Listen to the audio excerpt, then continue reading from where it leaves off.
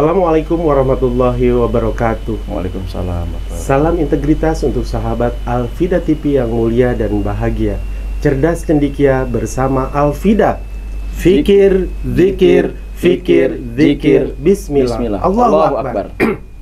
Sahabat Al-Fida TV, kembali bersama saya Nurdin Rivaldi dalam acara Dialog Santai dan Interaktif dalam episode Tokoh Inspiratif Milenial.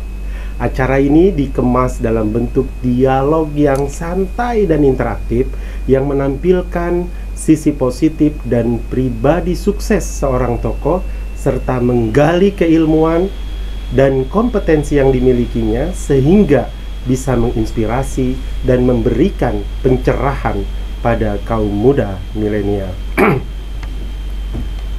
Bersama saya telah hadir tokoh inspiratif entrepreneur milenial, yaitu Bapak Urian Riana, ST, SH, MH.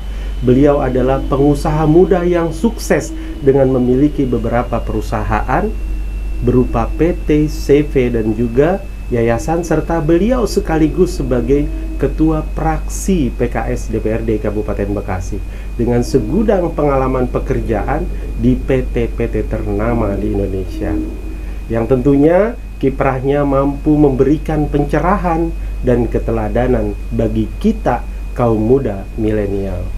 Pada desain kali ini, kita akan banyak berdialog dengan beliau tentang pribadi sukses beliau dan kiprahnya dalam membangun kesuksesan.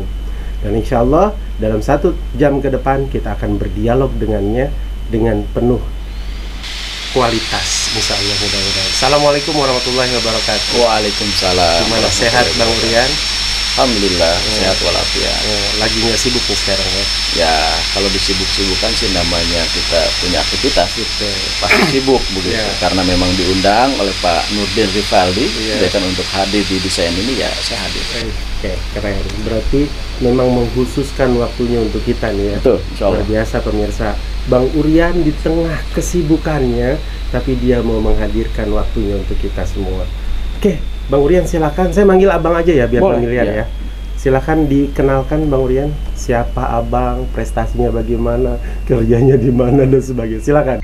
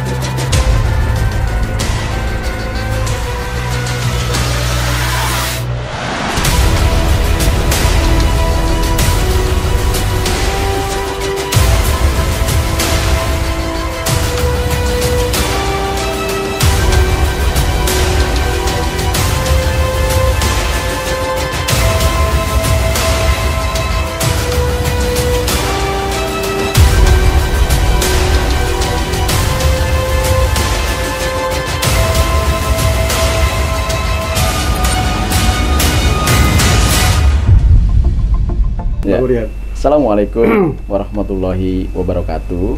Ya, nama saya Urian Riana. Saya lahir ya sekitar 42 tahun yang lalu di sebuah kabupaten yang di situ ada nama kecamatan. Kalau tidak ada kecamatan itu, mungkin Indonesia tidak akan merdeka, yaitu Kecamatan Rengas Dengklok. Gitu. Saya lahir 1 Juni 1979, kemudian saat ini saya tinggal di Perumahan Kedung Waringin, Blok B11, nomor 1, RT 23 ya, RW 04, desanya Desa Kedung Waringin. Kemudian kecamatannya juga sama, Kedung Waringin di Kabupaten Bekasi begitu. Kemudian aktivitas saat ini saya masih menjadi seorang entrepreneur, karena entrepreneur itu adalah sebuah keniscayaan buat seorang muslim, sebagai seorang anak muda begitu kan, sehingga kita bisa survival dalam bidang apapun. Aktivitas yang lain saya masih aktif di salah satu partai, yaitu Partai Keadilan Sejahtera, dan saat ini diamanahi menjadi Ketua Fraksi Partai Keadilan Sejahtera DPRD Kabupaten Bekasi gitu. Oke. Saya lihat di profil nih segudang pengalaman kerja, terus juga punya sebagai owner juga ya Bang Urian ya, sebagai owner di PT dan CV, bahkan di yayasan juga ada. Ini cita-cita yang dari kecil bukan nih Bang, menurut Bang? Ya, ini atau nggak pernah ada kepikiran tadinya bisa sampai seperti ini? Silakan. Ya, setiap orang pasti punya cita-cita, betul, punya keinginan, dan salah satu keinginannya adalah menjadi orang yang sukses. Betul, nah, betul. Sukses dalam hal ini, begitu kan, banyak mungkin orang menyampaikan bahwa sukses ini adalah sukses di dunia, ya kan, menjadi seorang pejabat, menjadi pengusaha, menjadi orang kaya, begitu kan. Kemudian, tapi ada satu hal, sukses juga di akhirat. Nah, ketika kita saat ini kemudian kita hanya sukses di dunia, kemudian di akhiratnya belum jelas, ini menjadi sebuah masalah. Betul. Gitu. Maka saya ingin ya kan, kesuksesan kita ini mulai dari kecil, begitu kan, adalah sukses beraktivitas, ya kan, kemudian sukses berbuat baik. Nah, itu nanti ngikutin. Nah, saat ini saya aktif di berbagai organisasi, kemudian aktif menjalankan usaha dan lain sebagainya, itu mengalir begitu saja. Mengalir begitu saja. Ketika ada peluang, ya kan, saya berusaha untuk menjalankan dan menikmatinya. Betul. Ya alhamdulillah, ya kan, Allah memberikan kemudahan. Di satu sisi juga memang Allah memberikan kesulitan. Dan saya yakin dengan salah satu Quran menyampaikan bahwa di dalam kesulitan itu ada kemudahan, sampai diulang 2 kali. Betul. Maka hidup saya memang sulit, dari awal sulit, tapi Allah sering memberikan kemudahan, dan kemudahan-kemudahan itu yang sehingga hari ini hadir dengan posisi seperti ini. Kira-kira begitu. Oke, luar biasa, menginspirasi nih kalimatnya. Kita kembali ke masa kecil nih Bang. Sekarang raihan yang sekarang tentunya pastinya kan tidak lepas daripada apa yang ditanamkan oleh orang tua kita, oleh ilmu yang kita pelajari di sekolah. Kira-kira seberapa dramatisnya orang tua mendidik kita, sehingga kita mungkin, kalau bukan dramatis ya, bukan cuma dramatis, tapi seberapa strategisnya orang tua mendidik kita sehingga bisa menjadi sosok yang seperti sekarang.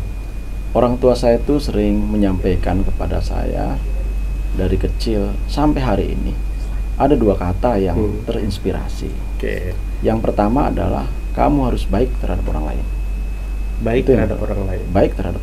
Yang kedua, harus jujur. Ya kan? Jadi antara baik dan jujur ini adalah sebuah kosakata yang berbeda. Ada orang yang baik belum tentu jujur. Ada orang yang jujur belum tentu baik.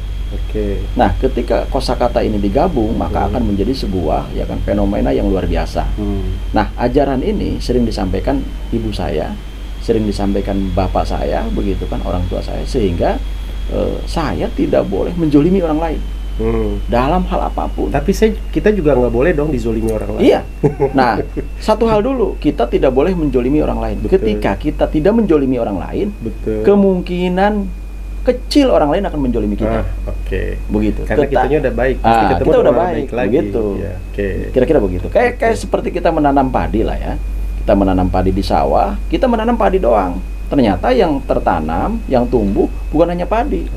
Ada rumput, ada keong. Padahal kita tidak ngundang mereka, kan begitu. Sama sepertinya kita dalam bersikap. Ketika kita menanam kebaikan, pasti ada juga yang zolim terhadap kita. Apalagi kalau kita menanam kezoliman, ya kan? Terhadap orang lain, pasti orang lain akan lebih zolim terhadap kita. Kira-kira begitu. Jadi perbaiki diri kita. Orang lain pasti ngikutin. Betul. Keren Bang Urian.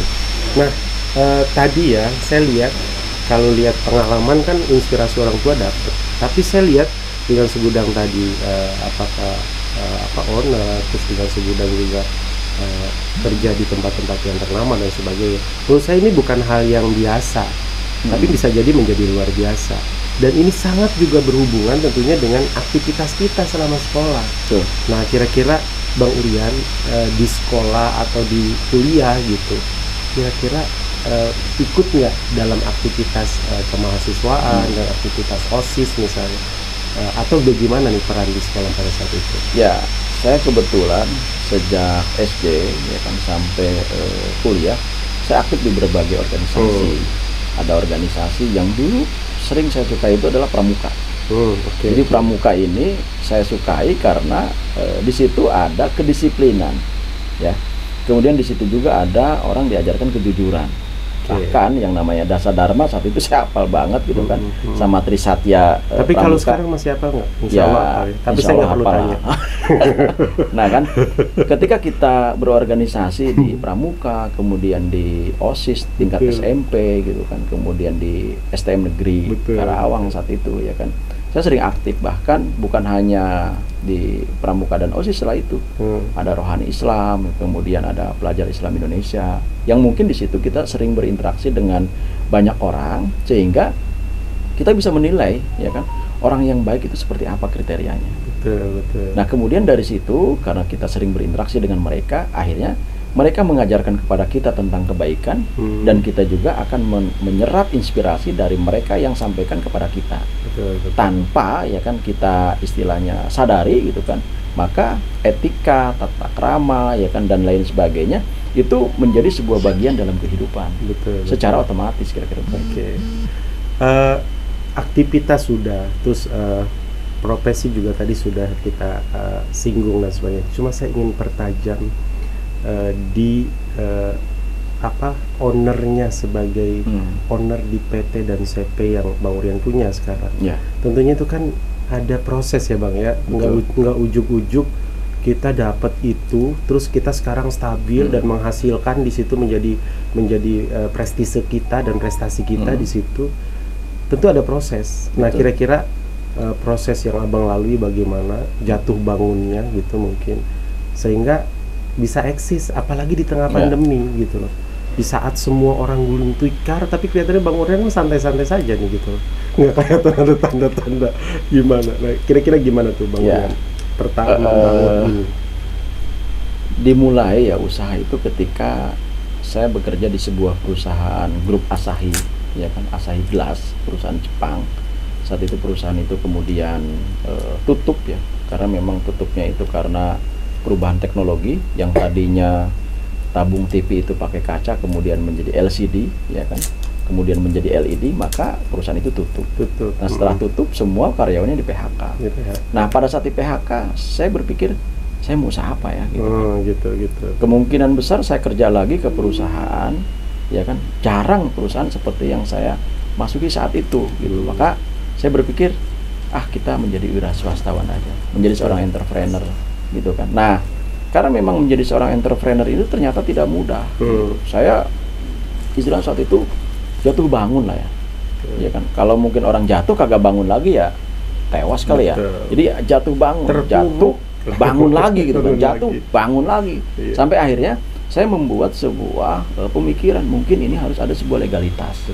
Jadi ketika kita hanya berusaha kemudian berusahanya secara tradisional begitu kan, kemudian kebanyakan orang, maka kita tidak akan berkembang. Maka saya berpikir ini harus dilegalitas, harus dilegalisasi ya kan, dengan aturan-aturan pemerintah yang berlaku. Maka dari situ saya bikin perusahaan-perusahaan, bikin CV, bikin PT, sehingga ya kan usaha yang kita bangun itu betul-betul memberikan sebuah kemudahan akses ya kan untuk berkompetisi dengan perusahaan-perusahaan lain, dan kemudahan akses ketika kita meminjam gitu kan permodalan kepada pihak perbankan. Nah ini menjadi sebuah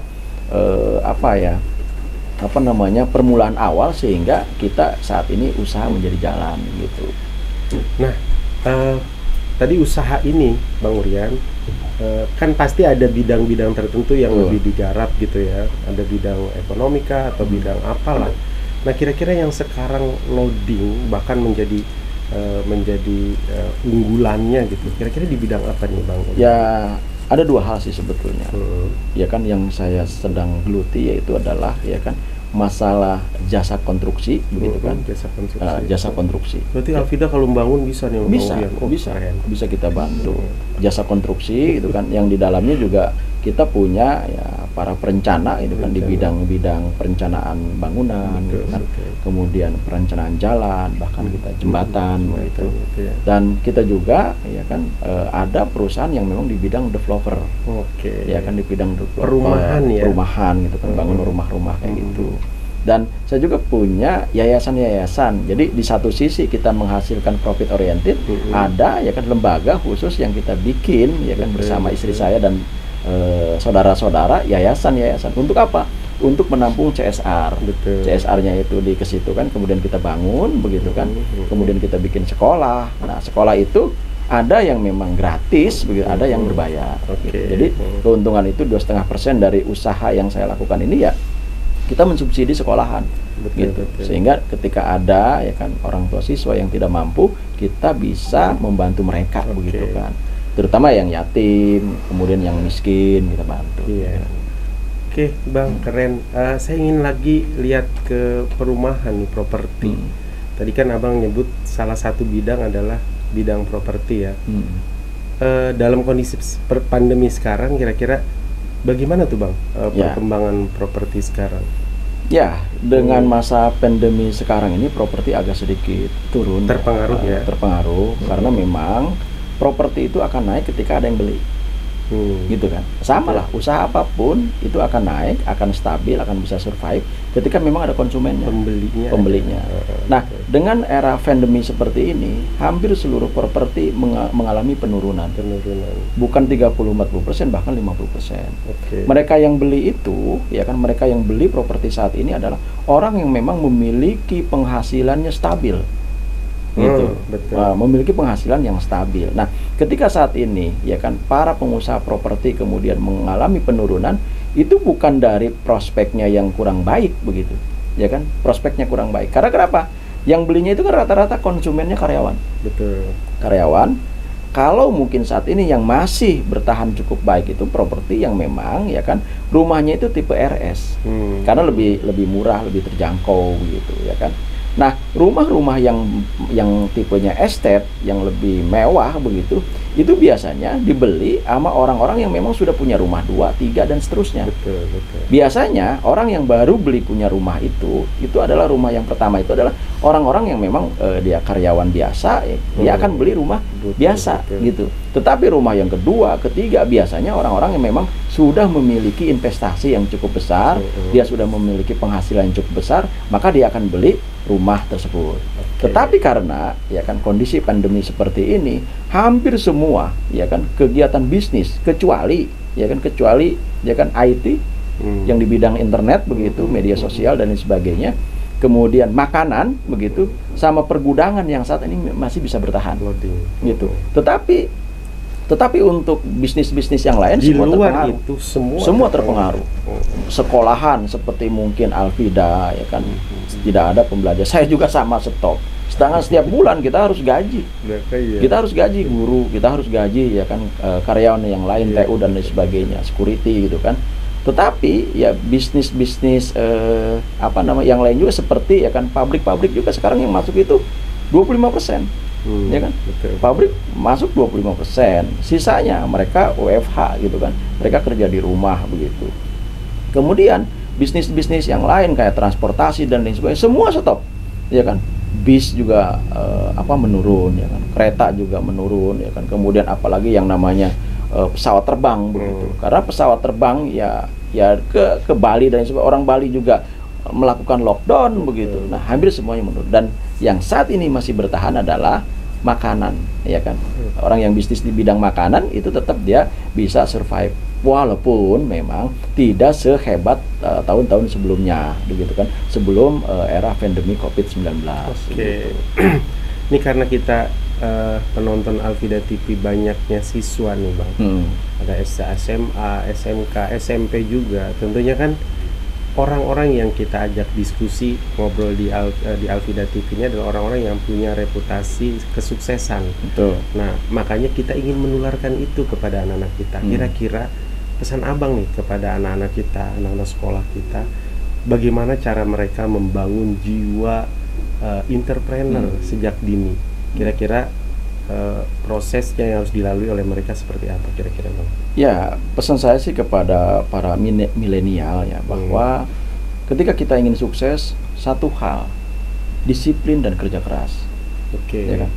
Disiplin dan kerja keras. Nah, hal ini menjadi penting bahwa saya mengalami begitu kan. Banyak kawan-kawan saya saat itu ya kan, pinter-pinter. Ya kan? Bahkan juara matematik, olimpiade, cerdas cermat dan lain sebagainya. Tetapi dia hanya mengandalkan kecerdasan. Betul. Ya kan, dia hanya mengandalkan kepintaran, tetapi dia tidak disiplin, tidak kerja keras, gitu. Nah, akhirnya mohon maaf, orang-orang yang tadinya itu hebat, pintar dan sebagainya menjadi orang biasa-biasa saja. Betul. Padahal kalau disentuh mungkin dengan disiplin yang tinggi, kerja keras, begitu kan, maka dia akan berhasil. Bahkan kita temu temen yang tadinya ranking 1 SMP terus betul, SMA, saya mengalami itu. Biasa-biasa saja, gitu. Bahkan mungkin energinya habis. Energinya habis pada saat dia belajar di SD, di SMP, di SMA, begitu kan. Dia hebat. Nah, ketika dia masa muda kemudian masuk ke dunia masyarakat, ya kan, dia sudah kecapean, sudah lelah, sudah tidak disiplin, sudah tidak kerja keras. Nah, ketika orang yang biasa-biasa saja kemudian mereka menanamkan disiplin yang tinggi, kerja keras, maka dia cenderung berhasil. Karena memang keberhasilan itu ya tadi yang saya sampaikan, dengan kerja keras ditambah kerja cerdas ditambah lagi kerja ikhlas, ya kan, dan sedikit disiplin, insya Allah berhasil begitu. Ya, mungkin kalau dari segi kurikulum mungkin ini jadi evaluasi kita buat di sekolah, Bang. Karena apa? Karena kurikulum kita memang masih fokus pada kecerdasan akademis kan ya, bukan lagi kecerdasan emosional atau kecerdasan yang lain. Nah, ini tentunya buat abang nih yang menjadi bagian dari proses pencerdasan bangsa di DPRD, tentunya harus banyak nih, Bang, ngambil kebijakan yang berhubungan bagaimana mencerdaskan anak, bukan hanya dalam satu sisi yaitu akademis saja. Ternyata sisi-sisi lainnya, kecerdasan lain harus digarap gitu. Dan ini penting buat kita. Nah, Bang, masih kita nyambung dengan konteks kecerdasan tadi ya, kecerdasan emosional, kecerdasan yang abang lihat. Nah, kira-kira proses bagaimana nih anak kita untuk tetap fighter gitu, apalagi sekarang abang nih posisi kita pandemi nih ya. Di satu sisi kan orang tua luar biasa nih, mereka punya tanggung jawab untuk tetap menyekolahkan, tapi di sisi lain ternyata anaknya malah terjebak dengan kondisi yang ada sekarang, malas dan sebagainya. Kira-kira abang lihat ini bagaimana? Kenapa saya ini perlu gali, Bang? Karena memang supaya mereka punya bekal juga. Jangan sampai tadi bukan cuma kecerdasan akademis, tetapi juga kecerdasan emosi. Walaupun kita lihat sekarang itu menanamkan kecerdasan emosi yang tinggi di saat pandemi ini. Kira-kira abang punya pendapat gimana tuh tentang itu? Ya, memang ya kan, salah satu persoalan zaman kita saat ini, ya kan, dan ini dialami oleh anak-anak kita adalah masa pandemi COVID-19. COVID ini menjadi sebuah persoalan tersendiri, bukan hanya untuk bangsa Indonesia, ya kan, tetapi untuk dunia. Hampir di seluruh dunia, ya kan, COVID ini merebak. Ada satu hal yang mungkin perlu kita, ya kan, amankan dulu, yaitu adalah menyelamatkan generasi bangsa. Nah, menyelamatkan generasi bangsa ini yang harus kita selamatkan itu adalah jiwanya dulu. Jiwanya, setelah itu, ya kan, baru kecerdasannya. Nah, ketika kita tidak menyelamatkan jiwa-jiwa generasi kita, ya kan, kemudian kita abai, kemudian kita cuek, bahwa masa pandemi ini kemudian kita tidak serius menanganinya, maka bukan hanya yang hilang kecerdasannya, bukan hanya hilang generasinya, tetapi jiwanya hilang. Nah, maka ya kan, saya sempat berpikir begini, apa yang dilakukan oleh pemerintah saat ini, kita sepakat begitu, terjadi pembatasan dan lain sebagainya. Tetapi ya kan, harus ada sebuah konsep yang jelas bahwa di dunia pendidikan ini berbeda dengan dunia-dunia yang lain. Gitu. Kalau yang lain mungkin seperti bisnis-bisnis itu bisa dilakukan dengan terobosan-terobosan teknis yang bisa diatur lebih apa ya, lebih rigid lagi begitu. Tapi kalau pembelajaran ini, studi dan lain sebagainya, itu tidak bisa dirubah konsepnya, ya kan? Itu harus tetap tatap muka. Tatap muka, ya kan? Kemudian polanya juga diatur supaya apa? Ilmu itu tidak seperti kita memindahkan sebuah memori, ya kan? Kemudian dipindahkan kepada laptop atau kepada komputer begitu. Di copy paste seperti nggak bisa. Betul. Gitu. Jadi ilmu itu ditanamkan, ya kan? Seperti air yang jatuh kepada begitu kan batu yang sangat keras. Pelan-pelan jatuh sedikit demi sedikit, akhirnya si batu ini kemudian menjadi berlubang. Ilmu juga sama seperti itu. Ketika ilmu itu kemudian kita paksakan dalam waktu sekejap, kemudian siswa, ya kan, atau mahasiswa untuk menerimanya, saya pikir itu akan gagal total. Ya. Begitu. Akan gagal total. Maka ilmu itu harus disampaikan pelan-pelan, tetapi harus memiliki, kalau bahasa agama itu manhaj, ya. Kalau bahasa kitanya itu silabus atau sistem, sehingga ilmu itu nanti bisa masuk pelan-pelan terhadap siswa, sehingga siswa itu bisa menyerap dengan baik. Nah, sekarang logikanya begini. Orang-orang dulu saja, zaman kita, ya kan, kita belajar tatap muka dengan guru. Ilmu yang disampaikannya banyak, kita menyerapnya sedikit. Betul. Apalagi anak-anak sekarang, begitu kan, tidak pernah ketemu dengan gurunya, ya kan, tidak pernah disampaikan konsep pembelajarannya seperti apa, semua dengan apa namanya PowerPoint. Biasanya kalau tidak punya poin, tidak punya power. Begitu kan. Nah, ini kadang-kadang susah. Gurunya aja nggak mengerti apa cara menyampaikan. Apalagi siswanya yang menerima ilmu itu. Jadi saya masih kurang sepakat kalau memang sistem pembelajaran itu menggunakan konsepnya, ya kan. Iya, daring begitu rada susah. Betul. Rada susah. Kecuali daring dilakukan itu adalah kepada orang-orang yang sudah expert, yang sudah ahli. Jadi dia hanya mendengarkan, menyimak, kemudian bisa menjalankan. Anak-anak TK, anak-anak SD, anak-anak SMP, SMA, daring begitu. Saya yakin dari 100% yang ingin disampaikan supaya keberhasilan itu menjadi maksimal, paling 5% atau mungkin maksimal 10%. Sisanya mereka main-main, kira-kira begitu. Iya, itu fakta. Betul. Yang terjadi di kita, Bekasi dan Indonesia secara keseluruhan. Nah, ada peran abang juga mungkin ya di dinas pendidikan yang mungkin menjadi masukan ke depan, Bang, karena kita juga sebenarnya rindu kebijakan seperti itu. Betul. Di sekolah. Bahkan Alfida menjalankan konsep tetap ada gitu, walaupun kita tidak maksimal, tetapi kita tetap ada komunikasi tatap muka. Betul. Nah, ini sebagai jembatan untuk menjembatani supaya tidak ada kesenjangan yang terjadinya luar biasa. Nah, kira-kira DPRD nih, Bang, ada peran DPRD mungkin untuk bagaimana memotret ini sehingga kita mampu menyelesaikan masalah pendidikan di Kabupaten Bekasi. Kira-kira ada mungkin, Bang? Ya, dalam konteks kenegaraan kita, semua kebijakan tentang pendidikan itu adalah dilakukan secara apa namanya top down, ya kan, dari atas kemudian sampai ke bawah, dan itu sistemnya instruksional. Contoh kayak sekarang, ya kan, pembelajaran dilakukan secara daring. Betul. Dan tidak boleh dilakukan tatap muka. Ini adalah kebijakan pusat. Betul. Nah, kita di Kabupaten Bekasi tidak bisa serta-merta menolak, begitu kan, usulan, gagasan, konsep instruksional, gitu kan, kemudian apa ya istilahnya peraturan yang ditegakkan oleh pusat. Karena memang kita masih dalam konteks NKRI, begitu. Nah, yang menjadi masalah kita adalah kita, ya kan, secara muatan lokal harus memberikan sebuah konsep, dan mungkin konsep ini adalah bisa dilakukan pasca pandemi COVID-19, pasca aturan ini tidak diberlakukan, gitu. Baru kita bisa mengambil sebuah kebijakan. Tetapi ketika kebijakan ini akan diambil saat ini, saya pikir akan rada sulit. Bagaimana cara menegakkannya? Bagaimana cara melaksanakannya? Karena kita akan berbenturan dengan aturan pusat. Nah, ini yang menjadi persoalan. Kita sebetulnya, ya kan, di Kabupaten Bekasi sudah punya konsep muatan lokal yang ingin kita terapkan, begitu. Tetapi sekali lagi, konsep dan muatan lokal itu bisa disampaikan ketika konsep itu disampaikan secara tatap muka, Betul. secara langsung, begitu. Maka ya kan, saya pernah menyampaikan pada saat rapat ya kan dengan dinas pendidikan, begitu, ketika ada laporan pertanggungjawaban, kita sederhana saja, ya kan, Pak Kadin saat itu Pak Carwida dan sampai hari ini juga masih Pak Carwida, kita minta ada berapa data sekolah yang rusak, ya kan, ada berapa data sekolah yang tidak punya mebler. Ada berapa sekolah yang saat ini memang tidak memiliki guru secara maksimal dan profesional. Nah, ketika data itu sudah kita miliki, maka kita mulai based on datanya bekerja dari situ, gitu kan? Dari situ.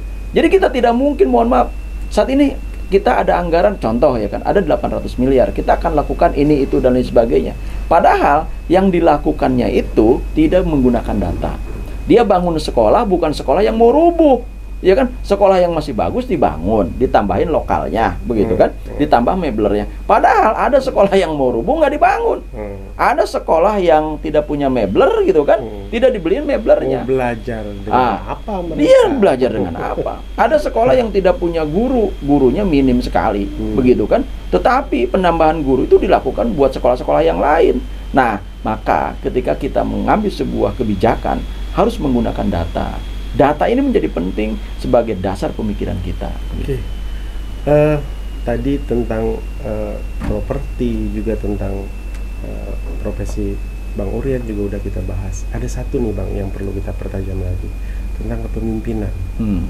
Nah, ini berhubungan dengan peran Abang juga sekarang ya di DPRD sebagai apa nih Bang? Ketua. Saya saat ini alhamdulillah ya kan, sekaligus juga innalillahi wa inna ilaihi raji'un. Saya dipercaya menjadi ketua fraksi Partai Keadilan Sejahtera untuk memimpin anggota fraksi yang ada sekitar 10 orang. 10 orang ya. 10 Berarti orang. terbesar kali itu Bang. Itu kita kedua posisi. Oh, kedua, posisi kedua. Posisi kita kedua, runner up, dan insya Allah tahun 2024 akan kita up menjadi ya minimal 20 kursi. Oke. Insya Allah. Keren. Abang siap berarti ya kalau udah 20 tuh. 10 kursi kita punya kemampuan untuk mengupgrade kader kita menjadi calon bupati. Betul. Karena itu hitungan sudah 20%. Ya. Kalau 20 orang, 20 kursi, berarti itu udah 40%. Betul. Artinya kemampuan kita untuk mengupgrade dan memenangkan itu ya akan lebih besar lagi. Dan insya Allah lah. Ya, siap. Kepemimpinan tadi saya udah saya udah bilang bahwa kita bahasan berikutnya adalah tentang kepemimpinan. Nah, kira-kira nih konteks pemimpin. Sekarang kita jangan jauh Indonesia, Bang. Bekasi aja. Abang lihat pemimpin yang bagaimana nih kira-kira untuk mengelola Kabupaten Bekasi yang besar nih juga dengan jumlah penduduk yang banyak. Bekasi ini memiliki jumlah penduduk kurang lebih sekitar 3,2 juta. 3,2 juta berdasarkan data statistik ya kan yang kita dapatkan dari BPS. Betul. Badan Pusat Statistik. Nah, kalau menurut data versi dari Dukcapil kita masih 2,8 juta. 2,8 juta. Nah, dengan jumlah penduduk yang cukup besar di Kabupaten Bekasi ini, kita membutuhkan seorang pemimpin yang memiliki karakter. Betul. Pertama, the strong leader. The strong leader. Jadi kekuatan pemimpin yang kuat gitu kan, yang kokoh gitu kan. Jadi bukan hanya dia fisiknya saja yang kokoh. Kalau fisik mungkin banyak lah yang kokoh, strong gitu kan. Tapi leadership ini jarang dimiliki oleh pemerintah Kabupaten Bekasi. Nah, dengan kekuatan kepemimpinan ini, ya kan, dia akan bisa memimpin pertama dinas dulu anak buah dia. Ya kan, dinas ini ada sekitar 30-an lebih dinas begitu kan, dia akan pimpin, kemudian ada BUMD di dalamnya begitu kan, kemudian ada kecamatan, 23 kecamatan, dan di bawahnya juga ada sekitar 180 desa, kemudian 7 kelurahan, ada sekitar 8.000 RT begitu kan, kurang lebih ya kan, dan mungkin akan bertambah. Nah, hal yang kayak gini saya pikir begitu kan, ini dibutuhkan untuk kawasan atau daerah seperti Kabupaten Bekasi. Betul. Karena kalau kemudian seorang pemimpinnya tidak memiliki kekuatan, bagaimana dia bisa memimpin? Betul. Bagaimana dia bisa mengelola, ya kan, yang majemuk, yang plural, yang luas begitu kan? Bahkan Kabupaten Bekasi ini adalah salah satu kabupaten di Jawa Barat yang memiliki jumlah luas dan jumlah penduduk yang cukup besar. Betul. Dengan nilai APBD juga kalau tidak salah kedua se-Jawa Barat. Begitu, cukup besar. Nah, makanya ketika kemudian pemimpinnya biasa-biasa saja, maka yang akan dirugikan itu adalah rakyat Kabupaten Bekasi. Iya, betul. Gitu. Artinya pemimpin yang punya kekuatan ya, Betul. tangguh dan sebagainya. Nah, kira-kira kekuatan di bidang apa aja nih Bang pemimpin itu? Ya. Bisa Pertama, apa? Oke. pertama pemikiran. Pemikiran. Dia kuat secara pemikiran. Jadi Konsep yang dan disebut sebagainya konsepnya. punya. Oke. Karena gini, ketika kita ingin membangun, sama seperti kita membangun rumah, ya kan? Sebelum kita membangun rumah, harus ada konsepnya. Betul. Konsepnya apa? Kita pengen bangun rumah itu berapa kamar, toiletnya berapa, kemudian ruang tamunya seperti apa, begitu kan? Baru direncanakan, digambar, arsitek, ya kan? Kemudian digambar, DD-nya desain engineering desainnya gitu kan. Betul. Setelah dibangun seperti itu ya kan, baru dibuat RAB-nya. Kalau mungkin konsepnya itu adalah ya kalau di kita APBD lah gitu ya, anggaran pendapatan belanja daerah. Nah kemudian setelah ya kan kemudian direncanakan seperti itu, baru kita laksanakan kegiatannya. Betul. Nah kita secara pemikiran mohon maaf tidak punya pemikiran untuk membangun Bekasi, tidak punya pemikiran untuk memajukan. Nah, bagaimana mau dia bekerja? Bagaimana bekerja? Ya, kan? Konsepnya nggak punya. Nah, Kabupaten Bekasi ini sudah memiliki infrastruktur, resources yang cukup bagus dibandingkan kabupaten kota yang lain. Tetapi ketika ya kan seorang pemimpinnya tidak memiliki pemikiran yang kuat, maka yang akan terjadi pembangunan, perencanaan dan pelaksanaan kegiatan dan lain sebagainya biasa-biasa saja. Oke, pemikiran. Berikutnya kekuatan Nah, apa lagi, Bang? yang kedua, ya kan, setelah pemikiran, dia harus memiliki kemampuan kedisiplinan. Betul. Ya kan? Dia harus disiplin. Apa yang dia sampaikan itu harus menjadi contoh buat generasi-generasi yang ada di sekitarnya, baik itu penduduk, ya kan, dan yang lebih utama lagi adalah buat birokrat, eksekutif yang ada di sekitar dia. Apa yang dia sampaikan, apa yang dia ucapkan harus disiplin. Jangan sampai istilah dalam bahasa agama kabura maktan indallahi ang taquluna malata alun. Kira-kira begitu. Apa yang dia ucapkan ternyata tidak sesuai dengan apa yang dia lakukan. Kira-kira artinya begitu. mungkin integritas kali. Integritas. Kalau bahasa kita integritas. Punya kekuatan integritas Betul. yang luar biasa, Ya kan? punya pemikiran yang keren, integritas. Mungkin ada lagi kekuatan ekonomi atau apa yang lainnya? Saya pikir ini menjadi acuan kita. Nah, kekuatan ekonomi untuk menjadi seorang pemimpin tidak menjadi ukuran utama. Karena kenapa? Ternyata, mohon maaf begitu kan, yang terjadi di kita tidak sedikit begitu yang pernah menjadi pemimpin di Kabupaten Bekasi ini adalah para agnia, ya kan, para orang-orang kaya, para konglomerat di Kabupaten Bekasi. Ternyata, ya kan, nyatanya tidak sesuai dengan harapan. Ini terjadi di Kabupaten Bekasi dan ini adalah fakta. Ya kan, kita tidak bisa pungkiri. Menarik, gitu kan, tidak bisa kita pungkiri. Ternyata harusnya kan kita berharap. Berarti kita juga bisa ya jadi pemimpinnya. Bisa saja, siapa saja bisa. Yang penting ada yang memilih kan begitu. Enggak kan paradigma orang lain, orang luar nganggap oh lu jangan jadi bupati lo kalau nggak punya duit, gitu Bang. Tetapi memang apapun ukurannya adalah tidak semuanya bisa dilakukan dengan duit. Walaupun semuanya bisa dilakukan oleh duit gitu kan. Tetapi itu bukan sebuah ukuran terakhir. Bukan sebuah hal yang finally begitu kan. Sehingga ukurannya ke situ. Jadi akhirnya kita menjadi paham materialistis gitu kan. Kayak Karl Marx kayak gitu. Kira-kira. Iya, intinya integritas lah tadi Bang ya yang lebih kita kedepankan. Integritas, tadi kemampuan berpikir, perencanaan yang luar biasa dan sebagainya itu bagian dari kepemimpinan. Nah, ini ada hubungan Bang dengan kita nih kira-kira. Kalau tiba-tiba Abang nih dengan kriteria tadi, terus tiba-tiba ada yang jorogin kalau orang Bekasi bilang Bang, untuk jadi pemimpin kira-kira siap nggak Bang? Nah, persoalannya lain. Persoalannya lain. Artinya begini, menjadi seorang pemimpin itu tidak mudah ya. Tidak mudah. Menjadi seorang pemimpin itu tidak mudah karena memang kita harus memahami orang yang dipimpin. Betul. Dan orang yang akan dipimpin itu harus mau dipimpin oleh kita. Iya. Kira-kira begitu. Nah, ketika memang itu merupakan sebuah keniscayaan, ketika itu merupakan sebuah kebutuhan, begitu kan? Dan kebutuhan itu adalah mendesak, kenapa tidak? Begitu kan? Tetapi sekali lagi, kepemimpinan ini adalah bukan sesuatu yang sulit untuk dipelajari, gitu kan? Ada metodenya, ya kan? Kemudian ada cara-caranya kita sehingga kita bisa menumbuh kembangkan dan bisa menciptakan seorang pemimpin yang baik seperti apa. Dan yang tadi saya bilang bahwa seorang pemimpin itu harus memiliki kriteria, gitu kan? Dia harus jujur, dia harus disiplin, begitu kan? Kemudian juga harus bertanggung jawab, begitu kan?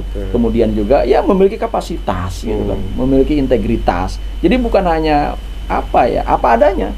Nah, Bang, kalau saya inginnya jawaban ini tidak bersayap, misalnya hitam putih, Abang siap atau tidak? Jawabannya apa? Enggak, jawaban apa dulu? Kita ditanya apa dulu? Jadi pemimpin Bekasi.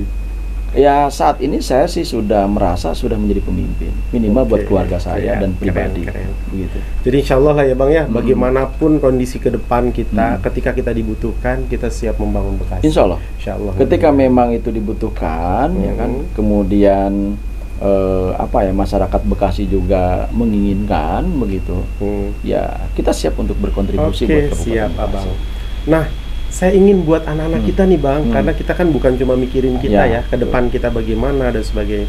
Kira-kira tips buat anak dalam membangun jiwa kepemimpinan nih Bang, buat anak supaya anak-anak kita nih banyak yang jadi pemimpin. Kalau perlu kita nggak usah nyari pemimpin dari orang luar untuk menjadi pemimpin di Bekasi.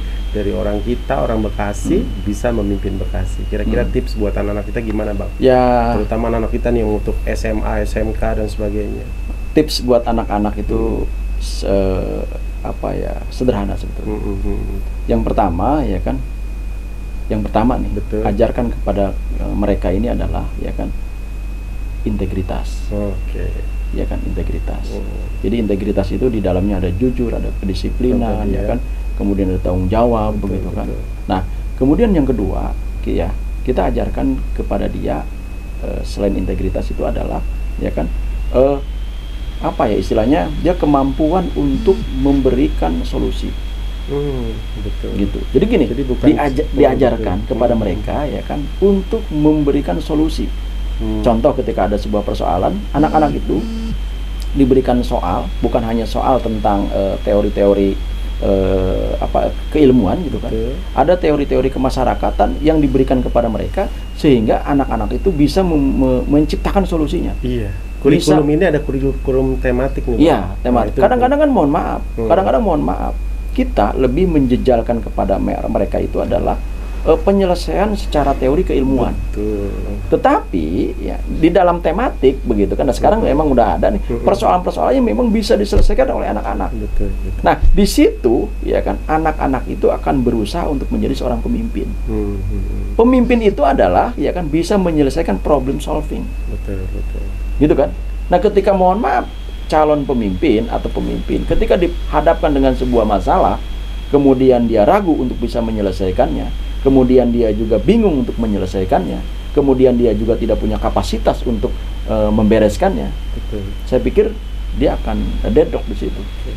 Ya kan? Maka yang salah satunya adalah ya dia harus sering dia akan diuji dengan sebuah persoalan sehingga dia bisa menyelesaikannya. Karena seorang pemimpin itu adalah menyelesaikan persoalan-persoalan. Itu pemimpin. Contoh ketika ribut ya kan dengan bagaimana menyelesaikannya, gitu kan? Kemudian ada masalah bagaimana menyelesaikannya. Dan sekarang udah menemukan itu ya. Nah, kira-kira seperti itu. Solo udah siap berarti karena udah punya solusi. Gitu. Harus ada solusi. Betul. Oke, Bang Urian, enak nih saya ngobrol sama Bang Urian terus mengalir terus gitu ya. Tapi memang ada waktu. Cuma saya ingin ada satu statement atau kalimat yang bisa disampaikan terakhir buat anak-anak kita semua. Ya, dari SD, SMP, SMA. Saya berharap kepada anak-anakku sayang ya kan yang ada di Alfida ini, terutama di TK, SD, SMP, SMA dan SMK ya, yang mungkin nanti ada universitas. Betul. Amin. Ya, amin. Didoain nama Bang Urian ya. Saya berharap ya kan persiapkanlah masa depan Anda. Ya kan. Persiapkanlah jiwa Anda karena ya kan kalian semua akan menjadi seorang pemimpin. Dipersiapkannya itu bukan hanya belajar ya kan, bukan hanya kemudian berdiskusi, bermain, tetapi jadilah menjadi seorang pemimpin.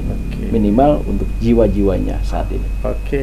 Dan mudah-mudahan ya kan insya Allah ke depan ada seorang pemimpin yang hebat di zamannya, yang tangguh, lahir dari rahim Rahim Al-Fida. Al-Fida. Oke. Kira-kira seperti itu. Terima kasih, ini doa yang luar biasa. Amin. Dan kita selalu menanamkan itu Bang ke anak-anak kita, bahwa suatu saat kalian akan menjadi pemimpin di negeri ini.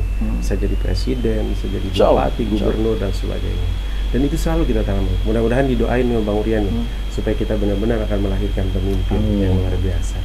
Oke, teman-teman pemirsa Al-Fida TV, itu diskusi kita yang sangat menarik dengan Bang Urian.